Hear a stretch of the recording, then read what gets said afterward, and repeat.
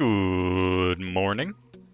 Well, you probably already guessed from the title, but today's video is part 1 of a series in which I'll be running for the actual 5s rec, and we'll be doing it on runelite. I've always found the footage of my 5 sessions to be very interesting and often entertaining, so I figured I'd start a series where I basically log our road to rec. That is, if we get it. I'm fairly optimistic though, that with the new SOT tech, watch my other video for more details, we'll be able to average better SOTs than we used to, which compensates for the minor loss in consistency that we suffer from not having certain tools, let's say. I'll have to cut out most of the audio due to music playing in the background, but I'll try to keep the important comms in and narrate to fill the gaps. Big. Mac? Please don't proc. Oh my god. Thanks. So during this maiden we both bowed big on 79%, which is around the threshold of switcher bow, so I decided to go for another bow in hopes of pushing for a deep proc, which ends up paying off.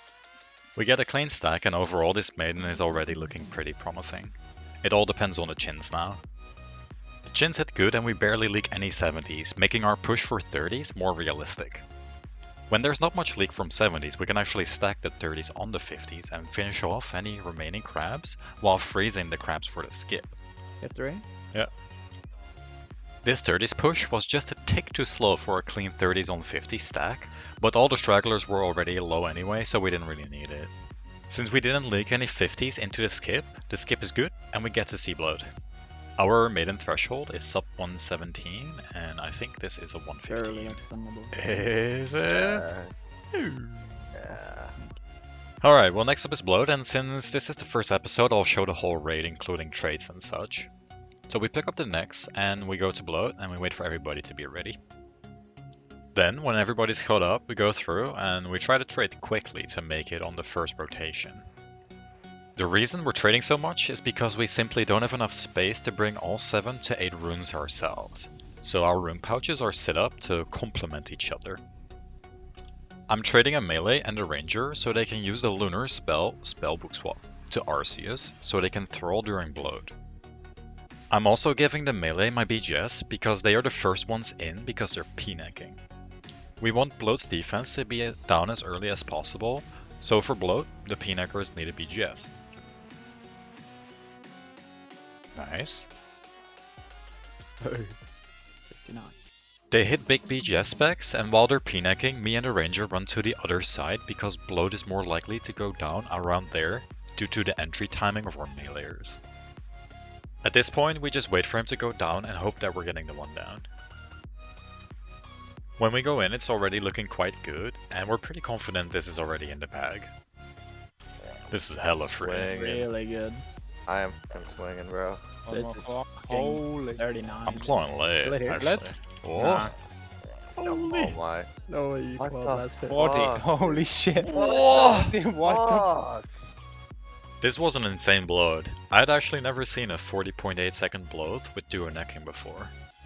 With our maiden threshold being so tight, almost any one down bloat is runnable, but this bloat turned it into a great entry into Nyla. Usually bloat is more like 45 seconds, so we're already 5 seconds ahead. After bloat, we have a lot of traits to complete, so that's what you're seeing here. I'm speeding it up a little because it takes a while. It's slightly annoying, but our setups are for minimal traits before maiden and bloat, because those are the rooms that we run the most. To set up for the rest of the raid, this is where we trade all the gear to whoever needs it. Now that we used about 20 p-necks at bloat, a lot of space has become available, so we can spread the items that we were holding for the p-neckers. We also trade the hard, a divine range potion, some runes, and then after the stam share, we're ready to go into Nyla. If you're still wondering why all this trading is necessary, it has to do with the fact that we need a total of 40 p-necks and obviously some essential gear like Torva, Void, T-bow, Ancestral, BGSs, hammers, rune pouches, potions, etc. It just ends up getting really tight, and in order to maximize our potential in every room, we have to sacrifice our time spent between rooms for trading. Okay, so going into Nyla, the start of the room is pretty irrelevant. As long as we don't just AFK, there really isn't much that can go wrong in 5s. we're heavily focusing on killing bigs. We do this in order to stay ahead of the room. Since every big spawns 2 smalls after it dies, killing them early lets us clean up smalls ahead of time. There is a west and east mage, and there is a west and east melee. The ranger is alone, but they get help from everyone whenever they have spare time. These are still the early waves, and honestly it's more of a chore than anything. You can see that I'm prioritizing pre-fires when bigs spawn, and this will be a recurring theme. When there's no mages, I fill up the gaps with some blowpipe action, but I try to always be on time for my next pre-fire. If you're this aggressive on bigs in lower scales or in worse teams, you're very likely to cause stalling. The only reason we can pre-fire like this is because we stay ahead. It's important that you always keep the room cap in mind before killing a big. If you don't, you could be griefing. I wouldn't be this aggressive if we were falling behind due to bad hits or some mid-room AFK. There's no reason to push harder than necessary. Stalls are bad. This room is going very smoothly though, so we're just nuking all the bigs. At wave 20, everyone with a Zarite crossbow will use their god book. We always call it out just to be sure. Get ready. Book, so. The reason they use a god book is to drain 25% of their special attack. As it turns out, if you god book around the wave 20 spawn, with a decent Nyla waves cleanup, you regen to 95% spec before the boss spawns, and your regen happens right after the first phase on the Nyla boss. This means you can scythe Chali on the first melee phase as it spawns, be 65% spec, and then regen to 75% spec right on the next phase. At 75%, you can then use the Zarite crossbow spec, which deals massive damage, nuking the boss down very quickly. You'll see it soon when the boss spawns. We're getting close to the end of the waves here. This is actually the most important part of the room, as long as you didn't stall earlier. At this point, we try to avoid doubling up as much as possible, so everyone has a specific location that they prioritize after killing their bigs. The ranger cleans up south, the mages clean up west and east respectively, and the meleers clean up north and south respectively. It comes down to good coordination, sometimes good comms, and just understanding your role. We quickly venge up and get ready for the boss. When the boss spawns, the one person without ZCB BGS's the boss, which has 50 defense. I basically insta-zero it and claw with the remainder of my spec. The boss goes to range right away, which is great news for the ZCBers. They bow and spec the boss, and the boss is already under 50%. We want as few mage phases as possible. That determines if a boss is good or bad. Good boss. Oh Really, yeah. Nick? Oh, it's my so good. god. Kill it. Oh, what is Come that? Kill it right on. here. Kill it right here. No. Oh no! Oh! What? Died. Wait, what? What the heck? Oh, okay. Look at this entry. What? Oh. Dude, look at this entry.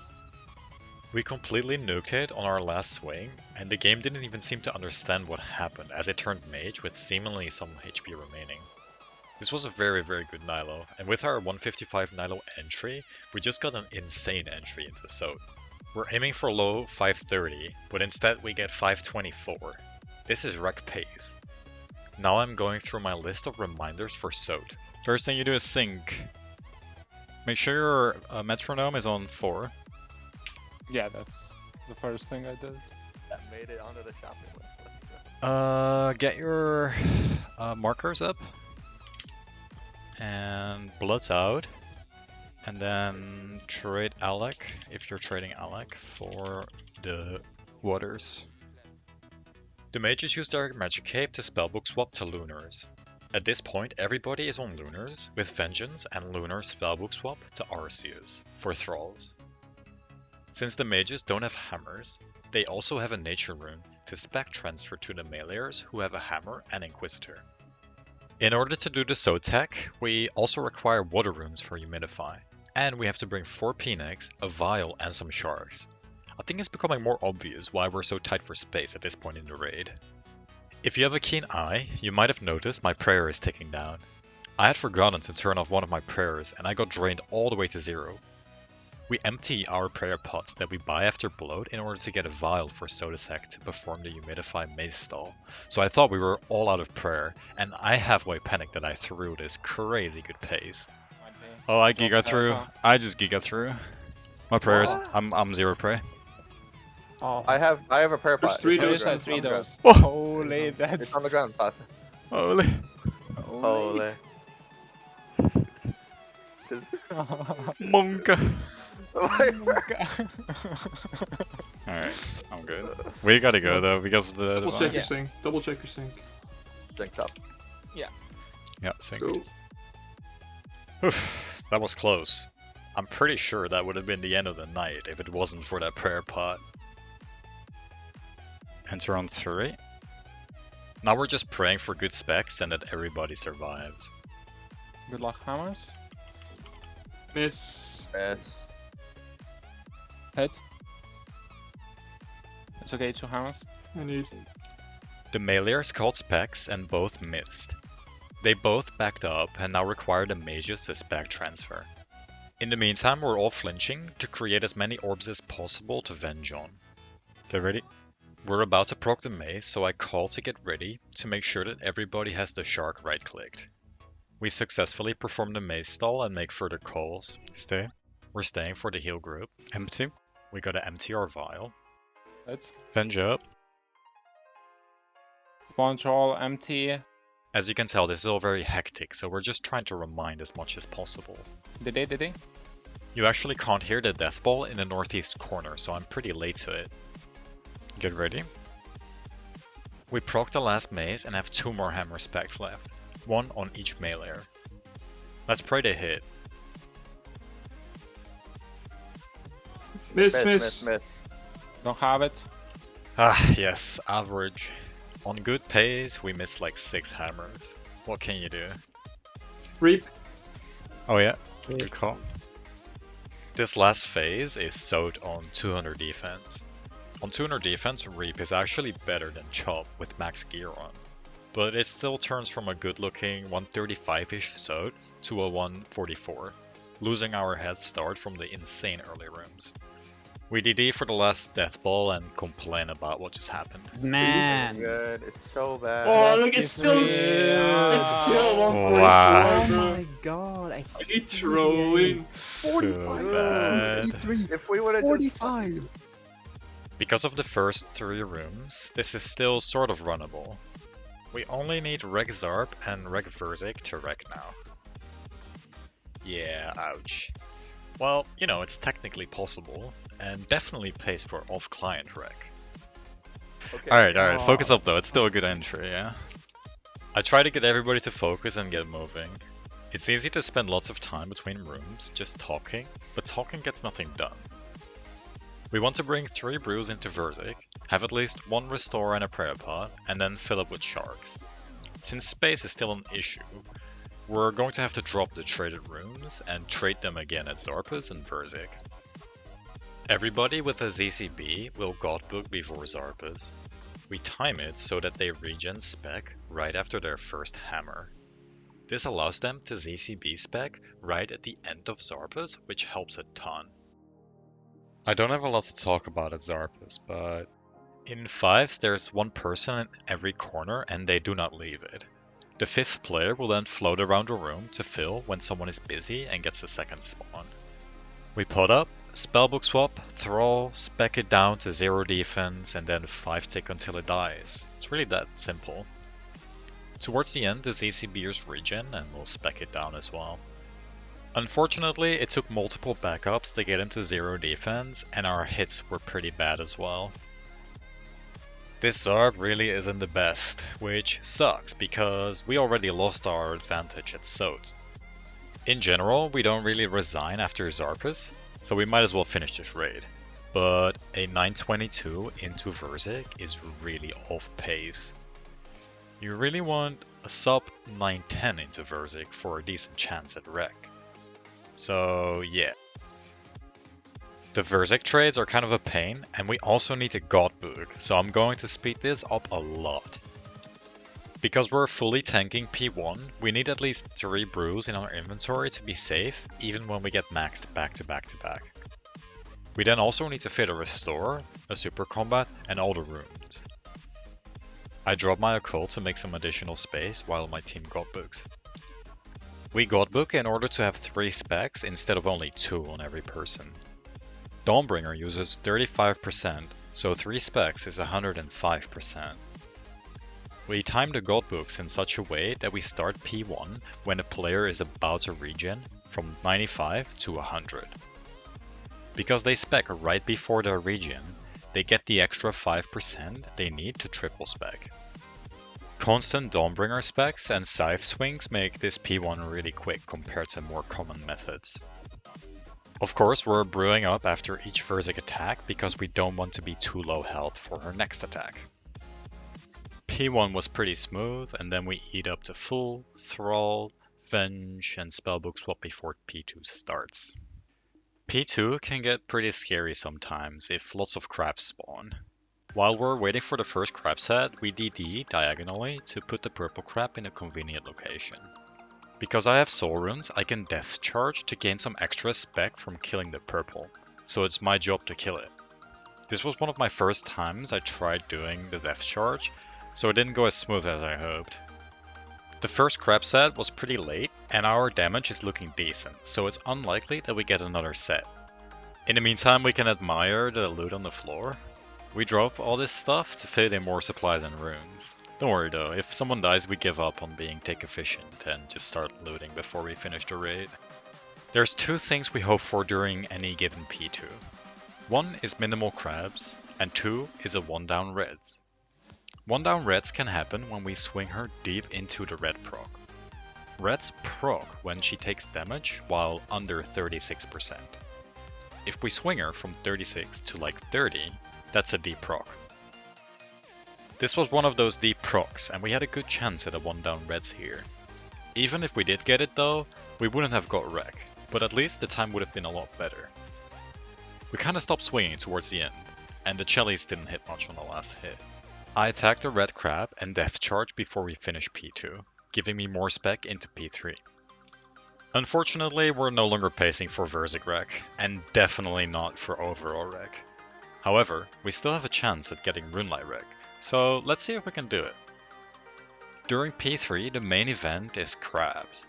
If crabs go well, the rest of P3 is just a cleanup. There's a movement method to pop all the crabs, but it's important that everybody does it on the correct tick. We seem to be doing well, but then 2 of my teammates take a 32 because they didn't move back far enough. They get to pretty low HP and it gets scary for a second, but they manage to recover and we get into webs without any casualties. Ideally, when webs start, we want to proc tornadoes, either south or west, so we're slightly behind in damage. Overall, this was a normal P1, an average P2, and an average P3. Not really what we were looking for. Our webs damage is horrendous, and P3 turns from average to below average. At this point, I'm just thinking about picking up my occult, but there's a happy surprise. You see, as I go to pick up my occult and complain, my teammate points something out. It is what it is. Wait, well, let's wreck a runelite. Holy Runelite true! wreck, holy. Runelite wreck. Hey, Get set! let's go. Well, there you have it. We're pretty sure that this is runelite wreck, but there is no way to know for sure. As far as we know, we're the only team currently running 5s at all, because the Soth method hasn't really caught on yet, and most people are just waiting for raids 3. However, we're going to try to make the most of this last month before raids 3, and I'll keep making videos about how it's going. This video was more of an explanation of what's going on during these runs. I thought before I could show funny clips and highlights, everybody watching would need a decent understanding of how they go and what's expected. I plan to make the rest of the series more in the style of my previous video. Did we get the KC 6700 KC top adventures? I'm actually really happy how that video turned out, and if you want to see some top tier, top troll content, try say that 3 times in a row. But anyway, if you want to see some top tier, top troll content, Go watch that video. It's really good. Anyway, that's it for today. It's quite a long video, so if you made it here, thanks for watching. Top tier top troll, top tier top troll, top tier top troll. Blah, blah, blah, blah, blah.